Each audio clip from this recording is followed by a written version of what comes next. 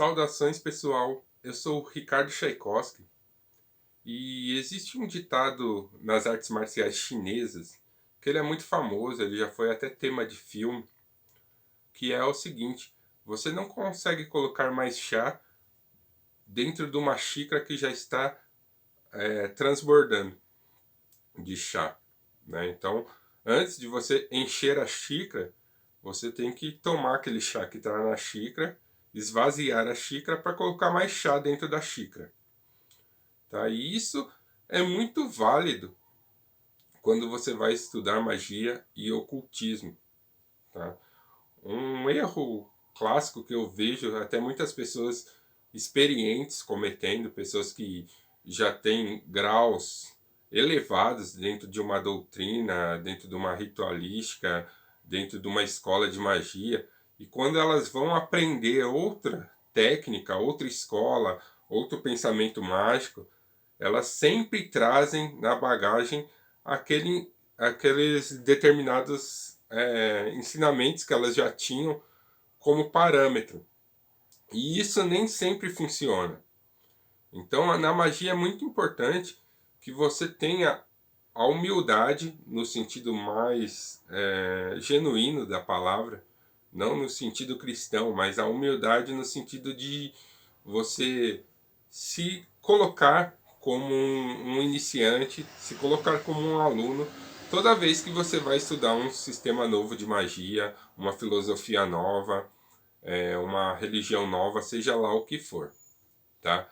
Então, o que eu vejo? Eu vejo muitas pessoas entrando na magia ocultismo ou mudando, né, de estudo dentro da magia ocultismo e trazendo com ele todos os cacoetes, todas as manhas, tudo aquilo que aprendeu, né, e tentando ressignificar um conhecimento ao invés de tentar compreender como aquele povo, como aquela escola, como aquela cultura que edificou aquele conhecimento realmente pensava sobre aquilo.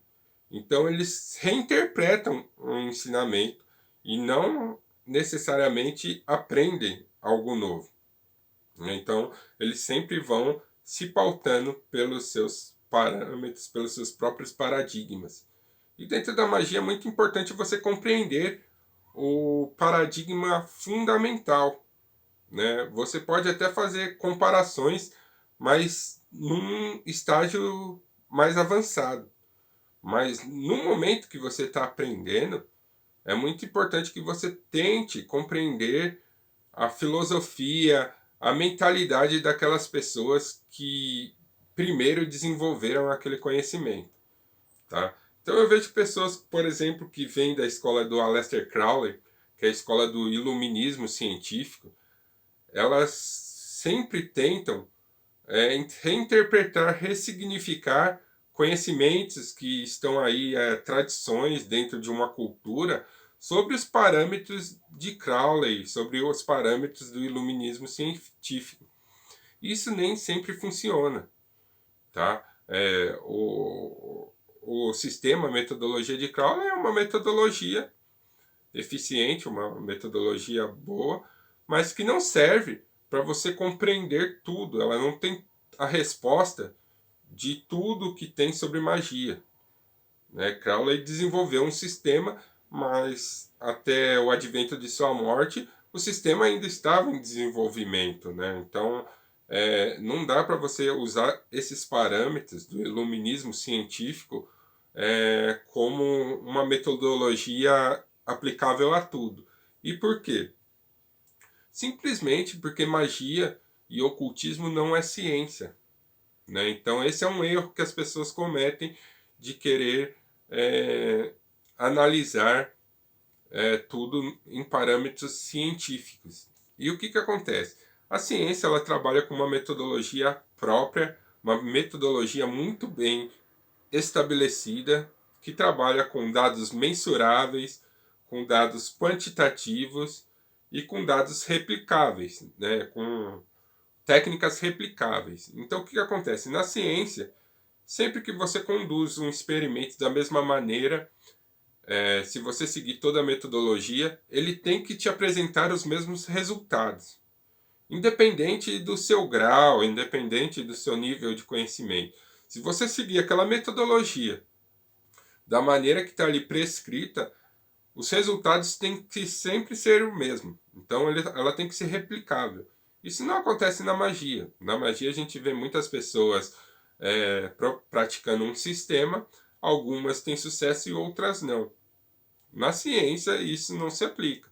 Um cientista que está estudando, um estudante da ciência que faz um determinado experimento no laboratório, ele vai ter o mesmo resultado de um cientista que tem anos de estudo, que já está formado, que é doutor, né, que é PhD.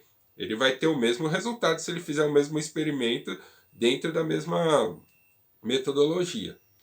Isso não se aplica assim à magia. Então magia não é ciência, tá? Então, se você tem um pensamento muito racional, muito lógico, você vai ter dificuldades de entender alguns sistemas de magia, especialmente os sistemas de feitiçaria e os sistemas de religiões, por exemplo, de religiões de matriz africana.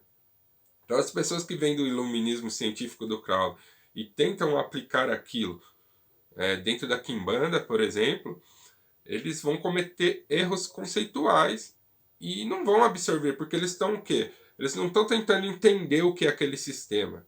Eles estão tentando adaptar aquele sistema dentro da mentalidade que eles já possuem. E essa adaptação não é possível se você não entender como que aquelas pessoas realmente pensavam sobre aquilo. Então é um exercício de você se colocar no lugar. Em contrapartida, existem aqueles que também vieram de escolas religiosas, né? Então a pessoa veio do cristianismo, a pessoa é evangélica, né? A pessoa veio de outra religião. Então ela tenta enxergar a magia e o ocultismo como uma espécie de religião. Então ela tenta encontrar os equivalentes às suas doutrinas morais dentro de qualquer sistema de magia, qualquer filosofia mágica que eles estão estudando. Isso também é errado, né? Porque ocultismo e magia também não é religião, né? Logicamente, o ocultismo e a magia ele permeia tanto a ciência quanto a religião, mas ela não pode ser considerada nem religião nem ciência. Ela é um, um ramo novo, um ramo à parte de estudos, tá? É por isso que você tem que ter tanto o lado racional, tanto o lado lógico desenvolvido ou em desenvolvimento, quanto o lado emocional, porque a magia ela também vai apelar muito para a subjetividade, para emoções e para a maneira como você percebe o universo, tá? Então também estudar magia é um exercício de empatia, de você tentar compartilhar consciência com outras entidades, com outras pessoas, com outros povos, com outras culturas. Então, assim, é um exercício de expansão e retração de consciência, de compartilhamento de consciência. Por isso, alguns magos, como Alan Moore, por exemplo, colocam que a magia, na verdade, é arte. Né? Não tem diferença entre arte e magia. Magia é a mãe das artes, vamos dizer assim. O que os artistas fazem, na verdade, é magia. Mesmo que o artista seja ateu, mesmo que o artista não acredite que ele está tendo contato com o plano espiritual e por isso trazendo aquelas obras de arte, é o que ele está fazendo, entendeu? Ele está tendo contato com o plano mental, com o plano espiritual, está recolhendo inspiração, está recolhendo criatividade e está transformando aquilo em algo físico. Tudo bem, um artista ele pode não ter a noção de que está fazendo isso, mas ele está fazendo isso. E muitos artistas, você pode perceber que eles têm uma relação de amor e ódio com o ocultismo. Então, vários artistas eles se inspiram no ocultismo de uma maneira direta ou indireta, Muitos artistas têm sua inspiração nos meios místicos, né? Então, alguns artistas, grande parte dos magos da nossa geração, eles são artistas, né? Eles são artistas e são magos também. Mas você não precisa necessariamente ser um artista de profissão, ter dons de desenho, dons, ser um músico, para aproveitar magia. Você pode adaptar essa noção à sua realidade. Você pode ser um engenheiro, um matemático, e ainda assim ter inspiração aí para desenvolver seus conhecimentos de uma maneira nova e diferente. E parte dessa inspiração pode vir do ocultismo e da magia. Então é importante você estudar magia e ocultismo, né? E encarar como uma grande arte mesmo. Especialmente quando fala de feitiçaria, né? Então, assim, o que eu quero dizer com esse vídeo é: esvazie a xícara, tente entender. Você vai ter que ser um pouco de historiador, um pouco de antropólogo, e vai ter que tentar entender a mentalidade por trás de certas tradições de magia, certos conhecimentos mágicos, para você realmente conseguir resultados dentro daquele sistema. Tá? Então, não adianta você vir com uma mentalidade muito racional, uma mentalidade do iluminismo científico, tentar fazer análogos, comparações de conhecimento, especialmente quando você está entrando numa corrente que você está começando a desenvolver, você não vai conseguir fazer as analogias corretas.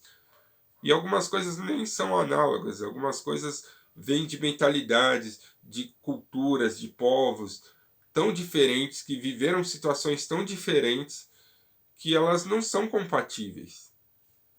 Tá? Então, alguém lá que se criou no meio do deserto do Saara vai ser bem diferente do que um índio da Amazônia, por exemplo. Tá? As necessidades que o ambiente colocou sobre essas culturas é diferente, né? Então elas tiveram que desenvolver conhecimentos próprios para sobreviver naquele ambiente. E muitas vezes certas situações que eles encontraram em determinado local do planeta não são a mesma do outro, e não existe uma analogia que você possa fazer. Então você adotar o método de iluminismo científico no sentido de querer catalogar tudo em caixinhas de conhecimentos específicas, você não vai conseguir, né? As pessoas colocam muito Kabbalah, e aí tentam colocar tudo dentro da visão da Kabbalah. Kabbalah é um conhecimento profundo, conhecimento que sim, dá para você compreender muitas coisas do universo. Mas você não vai aprender uma nova cultura se você colocar tudo sobre os padrões da Kabbalah, por exemplo. Você vai estar utilizando a Kabbalah para interpretar uma cultura alienígena, mas você não vai estar entendendo aquela cultura alienígena. Entendeu? Então é muito importante que você esvazie a xícara toda vez que você se propor a estudar alguma coisa nova, especialmente no ramo de magia e ocultismo. Tá? Então, esse é um toque que eu dou. Eu vejo muitas pessoas chegando a mim para aprender e tal, e às vezes vem de outras escolas e aí tenta já fazer essas analogias, falar, pô, mas eu aprendi assim. Não, calma, vamos começar do princípio, ver todos os parâmetros que eu estou te passando, todas as informações, e depois lá na frente a gente faz um estudo de comparação, se possível. Se não for possível, falar, ó, não tem correspondência, tá? Porque esse povo pensava desse jeito por essa e essa questão, e esse aqui por essa e essa questão. Então, assim, são conhecimentos diferentes, tá? Então, é muito importante você ter isso em mente, tá bom? Se você quiser estudar magia e ocultismo aí, de uma maneira mais próxima desse sistema que eu estou propondo, considere entrar aí para a Sociedade Luciferiana de Estudos Esotéricos. O link vai estar aí na descrição. Eu sou Ricardo Tchaikovsky. Força e honra.